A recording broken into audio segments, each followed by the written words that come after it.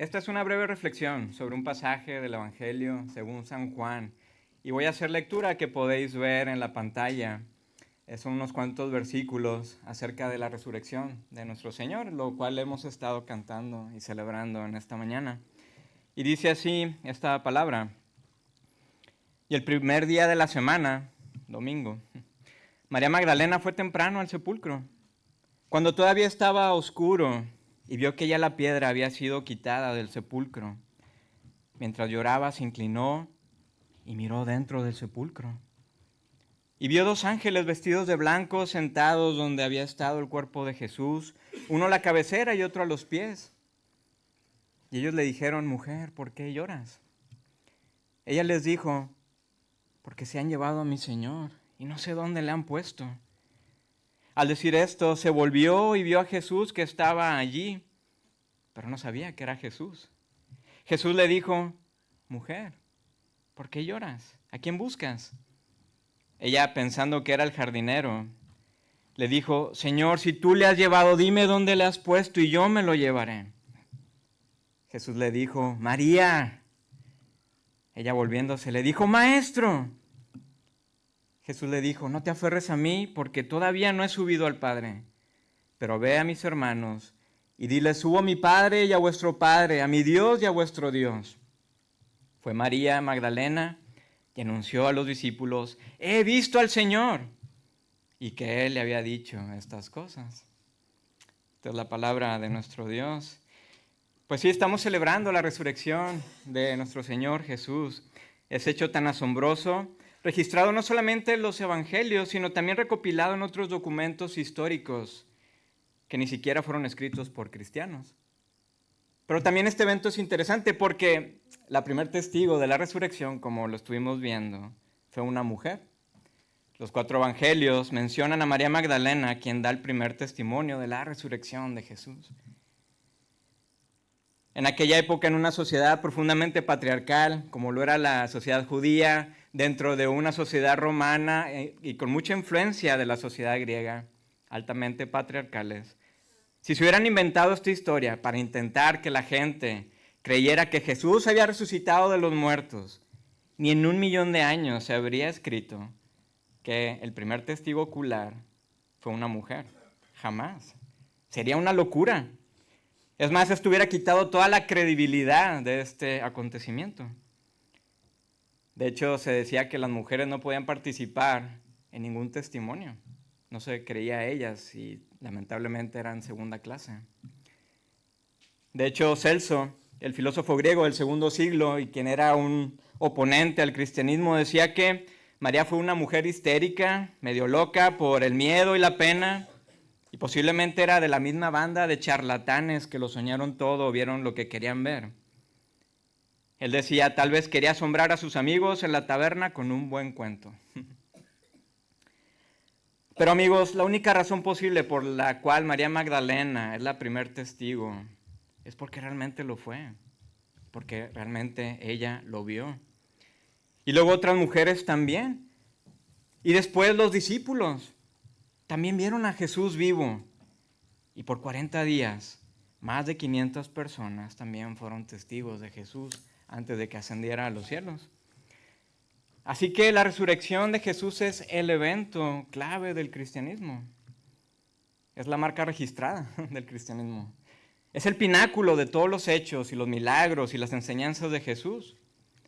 Y entonces este acontecimiento abre para ti y para mí la puerta a una esperanza de una manera tan profunda.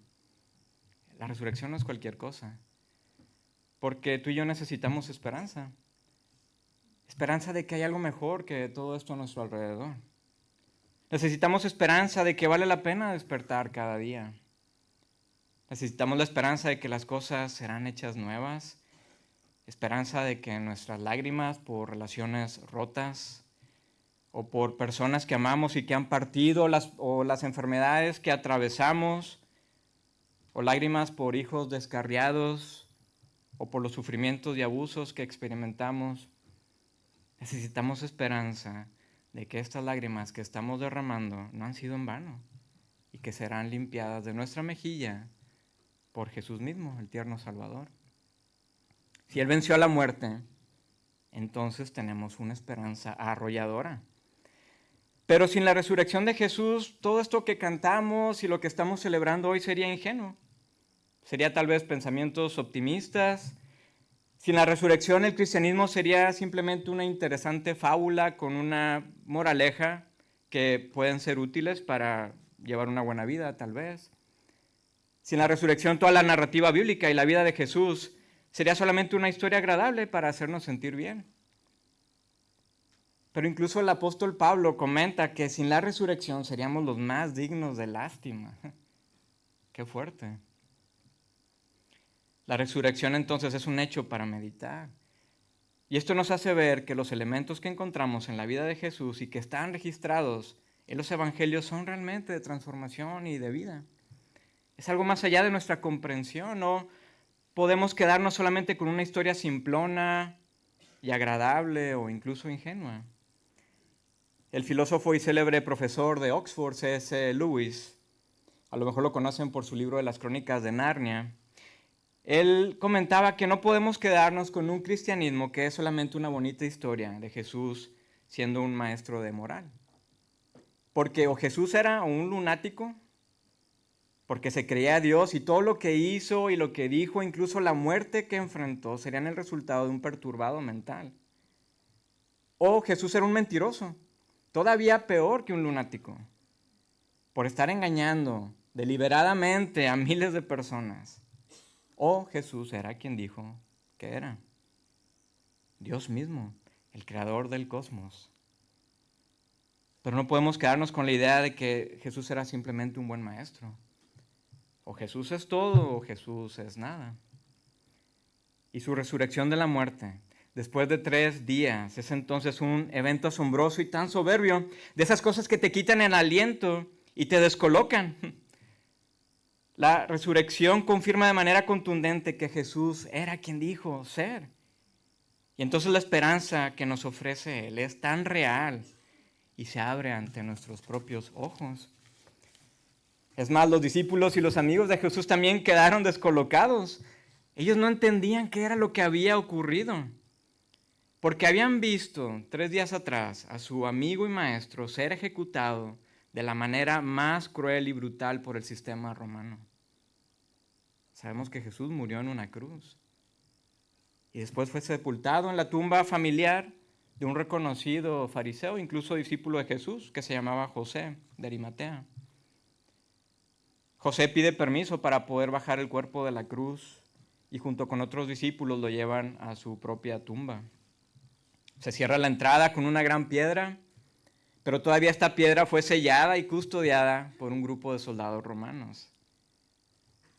Y pasaron entonces 2 días y el domingo, lo que leímos al principio, el primero de la semana, María Magdalena y los evangelios mencionan también a otras mujeres, fueron a la tumba con especias aromáticas para ungir el cuerpo de Jesús, pero se topan con una increíble sorpresa. Los soldados ya no estaban ahí, el sello estaba roto, la pesada roca estaba removida, pero todavía el cuerpo de Jesús no estaba dentro del sepulcro. Podemos imaginar el desconcierto de las mujeres. Podemos tratar de imaginar la mezcla de asombro y de temor, de ese que te sobrecoge. Podemos imaginar que una mezcla de pensamientos las invade y entonces todas las enseñanzas de Jesús acerca de su muerte y su resurrección comienzan como que a cobrar sentido. Y luego de una manera increíble unos ángeles aparecen para preguntarles por qué buscan a Jesús. Entonces el temor finalmente se apodera de ellas. Cuando vemos en la Biblia los encuentros con ángeles, la experiencia que se nos describe es de terror y de asombro, no era cualquier cosa. Porque los ángeles no son los seres con alas de facciones finas o serenas que solemos encontrar en las pinturas medievales. Así que las mujeres están en una mezcla de emociones y María Magdalena está llorando, desconsolada, su corazón palpitando a 1000 por hora. Y en medio de su incredulidad y la posibilidad de esperanza, se topa con Jesús mismo. Lo interesante es que no lo reconoce, de hecho lo confunde con el jardinero del cementerio. Y esta confusión es una hermosa ironía. Porque si recuerdas la historia de Génesis, nos dice que Dios crea los cielos y la tierra y que todo era bueno y era hermoso. Y el autor también comenta que luego Dios crea a los humanos, hombre y mujer los crea. Sus hijos preciosos a quienes Él les da su imagen y aliento de vida. Y Dios los puso en un jardín hermoso, en el monte Edén, donde nada les faltaba, vivían en un estado de paz. Y ellos tenían el encargo de cuidar toda la creación, de cultivar el jardín, de multiplicarse, de florecer y de hacer de esta creación lo más grandiosa posible. Pero en un abrir y cerrar de ojos todo cambió. Desobedecieron a Dios y salieron del jardín. El acceso al árbol de vida que estaba en medio del jardín quedó custodiado por querubines y una espada de fuego. Adán y Eva se encontraron entonces fuera del Edén, fuera del jardín, pero en un estado de escasez, de destrucción, de corrupción y de abuso.